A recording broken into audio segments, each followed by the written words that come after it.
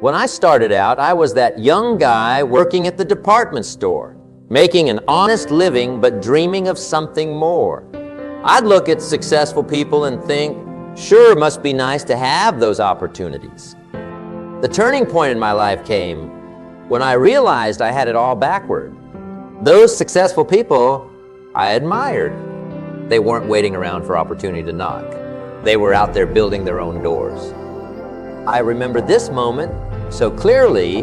I was sitting at my little desk during lunch break, counting my pennies, trying to figure out how to stretch my paycheck just a little further.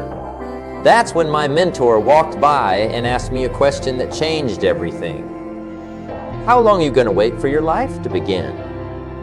Those words hit me like a thunderbolt, because I had been doing what most people do, waiting for the perfect moment, waiting for someone to discover my potential, waiting for the stars to align. But success doesn't work that way. Success isn't like a bus that shows up on a schedule. You can't just stand there at the stop hoping it arrives. Every successful person I've ever met, every single one, has this one thing in common. They got tired of waiting. They understood something so fundamental, yet so many of us miss it. They understood that opportunity isn't something you wait for. It's something you create. Right now, as I'm speaking to you, someone out there is taking their first step toward creating their own opportunity. Someone is picking up the phone to make that call they've been afraid to make. Someone is enrolling in that course they've been putting off. Someone is writing the first page of their business plan. And you know what makes this fascinating? They're not any more qualified than you. They don't have any special advantages. The only difference is they decided to stop waiting. I see some of you nodding because you know exactly what I'm talking about. You felt it, haven't you? That little voice inside saying, there's got to be more than this. Well, I'm here to tell you that voice is right. There is more, much more. But here's the catch. It's not going to come knocking on your door while you're sitting on your couch watching TV. And you know what's really fascinating about waiting? We've turned it into an art form. Oh, we're clever about it too. We dress it up in nice clothes and call it being prudent or waiting for the right time. But let me tell you something that took me years to understand. There's a huge difference between being prudent and being paralyzed. I used to keep a little notebook of all the reasons why now wasn't the right time. You'd be amazed at how creative we can get with our excuses. The economy isn't right. I need more experience. I should wait until the kids are older. Maybe next year. Sound familiar? I bet it does. Because these aren't just excuses. They're comfortable little lies we tell ourselves to stay in our comfort zones. But here's what nobody talks about. The real cost of waiting. Oh, it's not just about the opportunities we miss. It's about something far more precious. You see, every day you wait is a day you can never get back. And it's not just a day, it's the compound interest of that day. Let me explain what I mean. Suppose you have an idea, a business idea, a career change, anything that could transform your life. Every day you wait, you're not just losing that day. You're losing what that day could have grown into. It's like having $1,000 and choosing to hide it under your mattress instead of investing it. 20 years later, you still have $1,000, but what could that $1,000 have become if you put it to work? The same principle applies to your dreams, your goals, your life. The cost of waiting isn't just time. It's growth, experience, connections, momentum. And here's what's really tragic. Most people waiting for the perfect moment don't realize that the perfect moment is a myth. I remember talking to a gentleman after one of my seminars, successful guy, owns several businesses now. He told me something that stuck with me. He said, you know what? When I started my first business, I wasn't ready. The timing wasn't perfect. The economy wasn't great. I didn't have all the answers, but I started anyway. And looking back, I realized that not being ready was the best thing that could have happened to me because it forced me to figure things out. It forced me to grow. Now, some of you might be thinking, but what about risk? What about failure? And that's a good question. But let me ask you this, what's riskier, taking action when things aren't perfect, or waiting until all your dreams expire. Because they do expire, you know? Opportunities have expiration dates. Markets change. Technologies evolve. Life moves on. And it becomes a habit, a dangerous one. Because the longer you wait, the more reasons you find to keep waiting, the more comfortable you get within action. The more your dreams start to feel like distant fantasies instead of possible realities. I see some of you shifting in your seats right now. Maybe you're thinking about that project you've been putting off, that business you've been meaning to start, that conversation you've been needing to have. And maybe you're feeling a little uncomfortable. Good. That discomfort, that's your inner wisdom telling you something important. That discomfort you're feeling right now, that's your first clue to understanding what true opportunity really is. Because opportunity isn't what most people think it is. It's not some magical moment that falls from the sky. It's not a golden ticket that someone hands you. No, opportunity is something far more interesting and far more accessible than that. I've spent decades studying success, studying opportunity, studying the way life really works. And I've discovered something fascinating. Opportunity is everywhere, but it's wearing work clothes. It's disguised as problems to be solved, as gaps to be filled, as needs to be met. The richest people I know, they got that way by solving problems for others. The most successful ones, they saw what others overlooked. Let me give you an example that changed my whole perspective. Years ago, I was complaining about the price of groceries. Just complaining like most folks do. But then I met this fellow who looked at the same high grocery prices and saw something different. He saw an opportunity.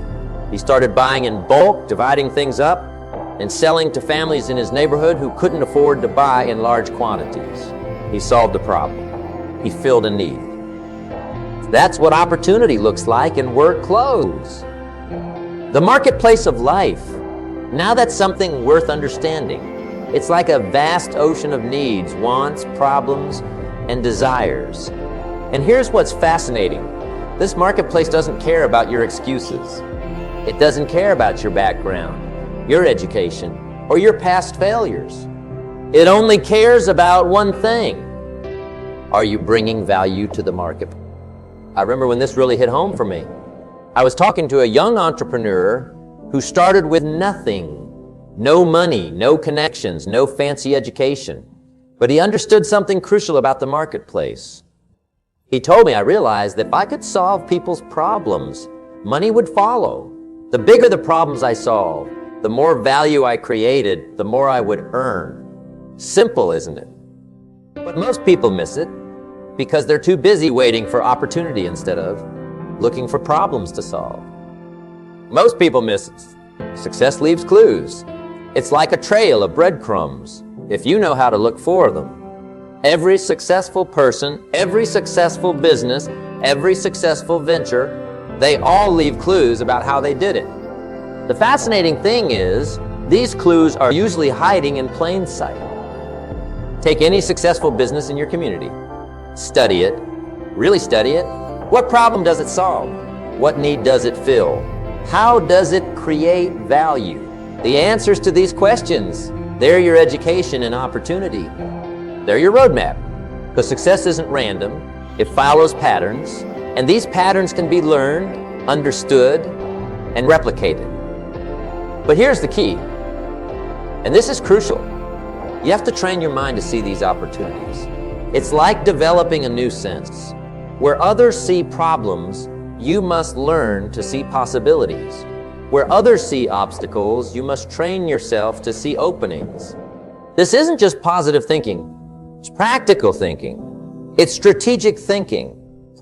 I remember meeting a woman who made a fortune in the cleaning business. Know how she started.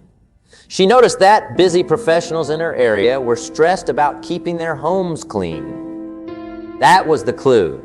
The opportunity wasn't in cleaning. It was in solving the stress problem of busy professionals.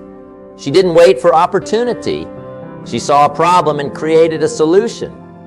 That's how real opportunity works. Won't you understand what true opportunity is? Once you start seeing these patterns and clues, you can't unsee them. Your mind begins to work differently. You start seeing opportunities everywhere. And this is where most people get stuck. Seeing the opportunity is only the first step. Seeing opportunity everywhere is powerful, but it's just the beginning. What transforms your life is what you do with that vision. And this brings us to something so fundamental, so crucial, that it changed my entire life when I finally understood it. The philosophy of creation. Now, I want you to really hear this because this might be the most important thing you'll hear today. Most people live their lives like leaves in the wind, blown about by circumstances, by the economy, by what other people think or say. But there's another way to live. There's a philosophy of creation that puts you in the driver's seat of your own life. The first principle of this philosophy is personal responsibility. Total, complete, absolute responsibility for your life. Not partial, not most of it, all of it, every single bit of it. This is where most people get uncomfortable. They want success, but they don't want responsibility. They want better results, but they want to blame the economy, the government, their boss, their parents, their circumstances. The day you take full responsibility for everything in your life is the day your life begins to change. Because here's what's fascinating about responsibility. It gives you power. When you take responsibility, you take back control. You move from being a victim to being a creator. I remember talking to a young man who was complaining about not having an opportunities in his small town. I asked him, who's responsible for your life? He said, well, if I lived in a bigger city, I stopped him right there. See what happened? He was giving away his power. He was making his success dependent on external circumstances. At the law of cause and effect, this law is as reliable as gravity. It's working whether you believe in it or not, whether you understand it or not. Every effect in your life has a cause. Every result has a reason. This isn't philosophy. This is physics. It's how the universe works. If you don't like the effects in your life, you have to change the causes. If you don't like what you're reaping, you have to change what you're sowing. Simple. Yes. Easy. No. Because it requires something that most people aren't willing to do. It requires you to be honest with yourself about what you're actually doing, not what you say you're doing. I learned this lesson the hard way. I used to say I wanted success, but I wasn't doing what successful people do. I said I wanted financial freedom, but I wasn't studying financial principles. I said I wanted better relationships, but I wasn't becoming a better person. See the disconnect? The effects didn't match my desired causes. And this brings us to one of the most powerful principles of creation. Building your own door when none exists. This is where rubber meets the road. This is where theory becomes practice. This is where excuses end and creation begins. You know, I love the story of the young woman who wanted to get into the fashion industry. She didn't have connections. She didn't have a fancy degree. All the traditional doors were closed. But instead of waiting for a door to open, she created her own. She started a fashion blog, built a following on social media, created her own opportunities.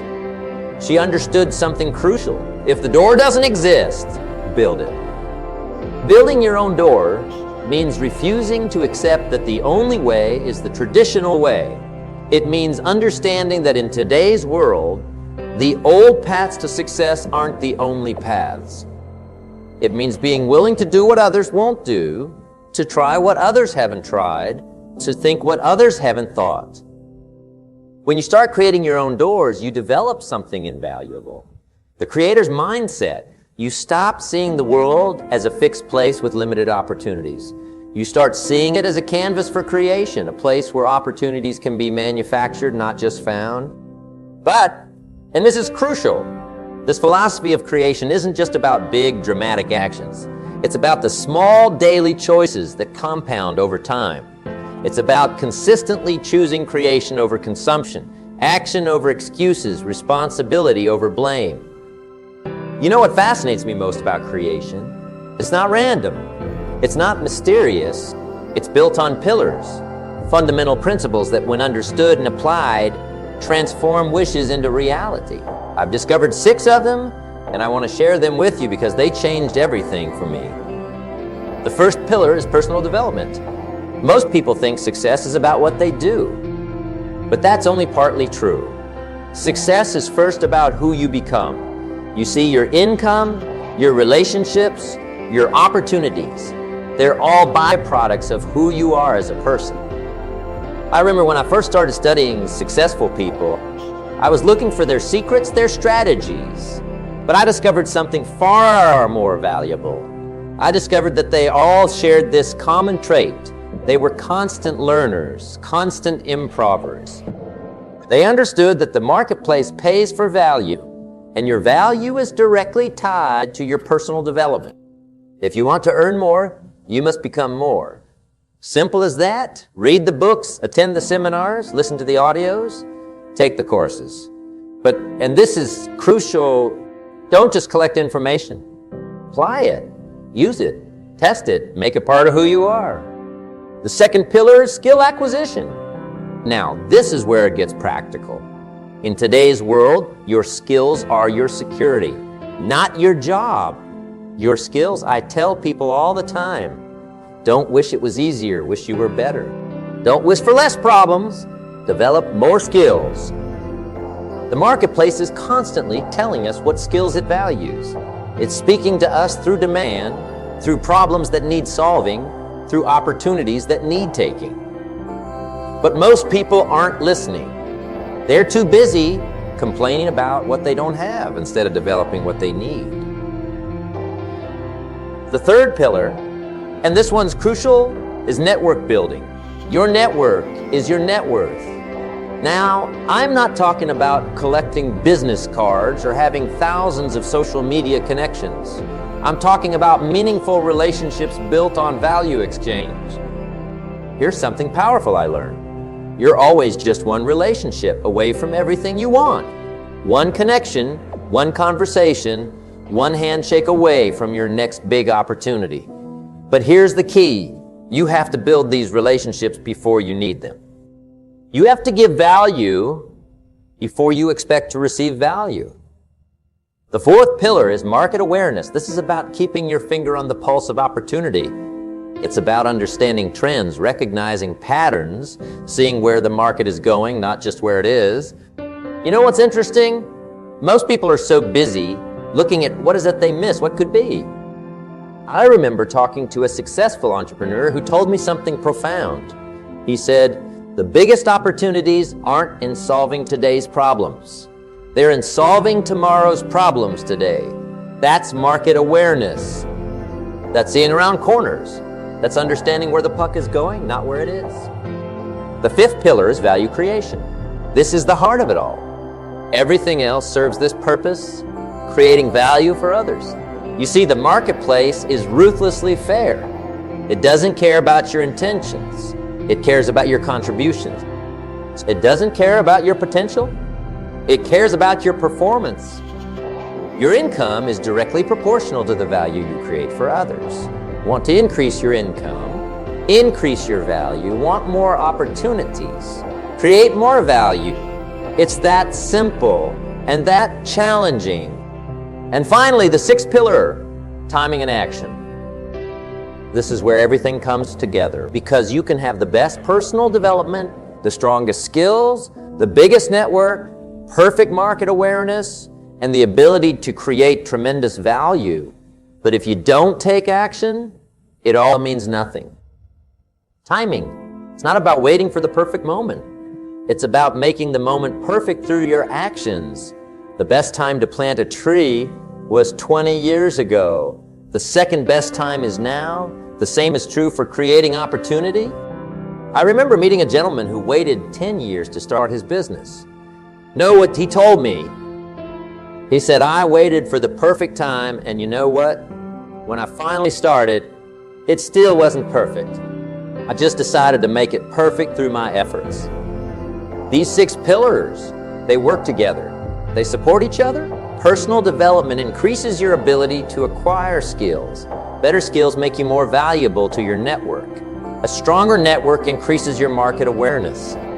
Greater market awareness helps you create more value. And timing and action bring it all to life. But here's what's really exciting about these pillars. They're not fixed. They're not static. They grow stronger with use.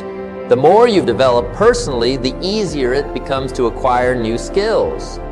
The more skills you acquire, the more valuable you become to your network. The stronger your network, the better your market awareness. It's a beautiful upward spiral of opportunity creation. These pillars don't care about your background. They don't care about where you started. They only care about where you're going and what you're willing to do to get there. So how do you bring these pillars to life? How do you transform them from concepts into reality? That's where the daily disciplines come in. Because success isn't about what you do occasionally. It's about what you do consistently. It's about the small decisions you make when nobody's watching. Let me tell you about something that changed my life. My morning ritual. You see, I discovered that the first hour of your day determines the quality of your entire day. Most people start their day by reacting to emails, to phone calls, to other people's emergencies. But successful people, they start their day by creating their mindset, creating their focus, creating their plan. My morning ritual isn't complicated. It's simple, but it's powerful. 30 minutes of reading something that feeds my mind, 20 minutes of planning my day, 10 minutes of quiet reflection. That's it. But here's what's fascinating. This simple ritual has produced more results in my life than almost anything else. Why? Because it puts me in control of my day instead of letting my day control me. Now let's talk about time management. But wait, that's not quite right. You can't really manage time, can you? Time moves at the same speed for everyone. What you can manage are your choices. And here's something powerful I've learned. Successful people don't have more time than you do. They just make different choices about how they use their time. I remember meeting a successful businessman who told me something that stopped me in my tracks. He said, I don't have time management problems. I have priority management problems. Think about that. We all have the same 24 hours. The difference is in how we prioritize those hours. At the end of each day, write down the 6 most important things you need to do tomorrow. Not 20 things, not 10 things, 6 things. Then number them in order of importance. The next day, start with number 1 and stay with it until it's complete. Then move to number 2 and so on. Simple? Yes. Easy? No, because it requires discipline. It requires saying no to distraction. But where it gets really interesting, strategic thinking. Most people confuse being busy with being productive. They confuse activity with accomplishment. Strategic thinking is about asking better questions. Questions like, is what I'm doing right now moving me closer to my goals? Is this the highest and best use of my time? Is there a better way to do this? I remember talking to a young entrepreneur who was working 18 hours a day, but barely making progress. When we looked at how he was spending his time, we discovered something fascinating. He was majoring in minor things. He was so busy doing things right that he wasn't doing the right things. And this brings us to what might be the most important discipline of all, consistent action. You see, most people overestimate what they can do in a day and underestimate what they can do in a year. They get excited about their goals, take massive action for a few days or weeks, then stop. But success doesn't work that way. Success is like building a wall. You lay one brick as perfectly as you can lay a brick. Then you lay another one. Then another. It might not look like much at first, but if you keep laying one brick at a time, eventually you have a wall. And that wall is built with discipline, with consistency, with daily choices. These daily disciplines, they compound. Just like money compounds in a bank account, disciplines compound in your life.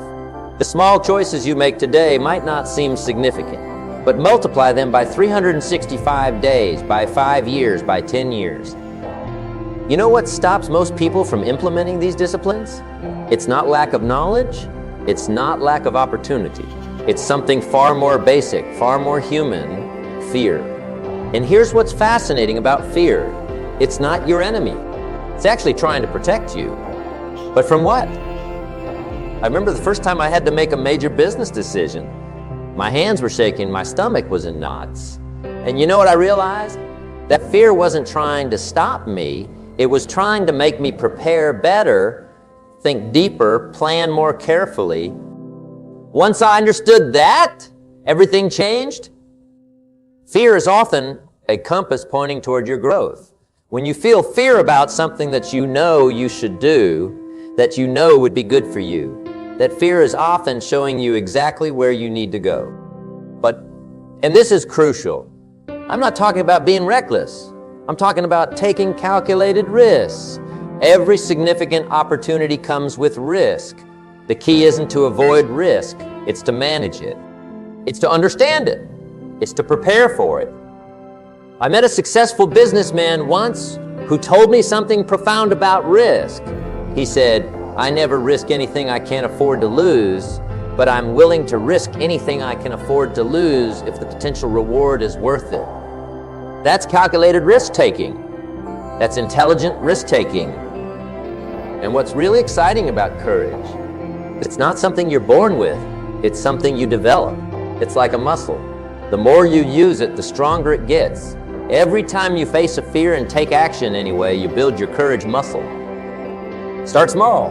Take one small courageous action today, then another tomorrow, then another the next day. It might not feel like much at first, but remember what we said about compounding. Courage compounds too. Each small act of courage makes the next one easier. Action cures fear? Not thinking about it, not analyzing it, not waiting for it to go away. Action, movement, progress. Here's something fascinating about taking those courageous actions. They multiply. They create what I call the multiplication effect. It's like dropping a pebble in a pond. That one small action creates ripples that go far beyond the initial splash. Most people are waiting for the big break, the huge opportunity, the life-changing moments. But here's what I've discovered. Those big moments, they're usually the result of 100 small decisions, 1,000 tiny actions, all compounding over time. I remember talking to a successful real estate investor. You know how he started? By driving around his neighborhood looking for properties that needed work. One small action. But that action led him to meet a property owner, which led to his first deal, which led to another deal, which led to relationships with other investors, which led to bigger opportunities. One small action multiplying over time. It works in every area of your life. Every skill you learn multiplies your capabilities. Every relationship you build multiplies your opportunities. Every problem you solve multiplies your value in the marketplace. When you learn one new skill, you don't just add that skill to your arsenal. You create new combinations with every skill you already have. That's multiplication, that's compound interest of capability. That's how ordinary people create extraordinary results. But here's the key, and this is crucial. You have to start. You have to set that first domino in motion, because once it starts falling, it creates momentum. And momentum, that's when the magic happens. Let me ask you something. What's the greatest cost of waiting? It's not just the opportunities you miss today. It's all the multiplied opportunities those opportunities would have created tomorrow, next month, next year. That's what's at stake right here, right now, in this moment. Everything we've talked about, the philosophy of creation, the 6 pillars, the daily disciplines, overcoming fear, it all comes down to this moment, this decision, this choice. Because that's all life really is, a series of moments where we either choose to create or choose to wait. I want you to think about something right now. Think about where you were 1 year ago. Are you where you wanted to be? If not, what's going to be different 1 year from now if you don't make a different choice right now? Here's what I know. There's someone in this room who's been waiting for the right time, waiting until they're ready, waiting until they're sure. And you know what? that person knows exactly what their next step should be. They've known it for a while. They just haven't taken it yet. Well, here's what I want to tell that person. The time is now, not tomorrow, not next week, not when everything is perfect now. Because if there's one thing I've learned, it's that the perfect moment is the moment you decide to begin. Take out your notebook right now. Write down one action, just one that you know you need to take. The one that's been nagging at you. The one you've been postponing. Now write down when you're going to do it. Not someday. Not eventually. Put a specific time and date. Opportunity isn't waiting for you. It's waiting on you. And everything you want, everything you dream about, everything you hope for,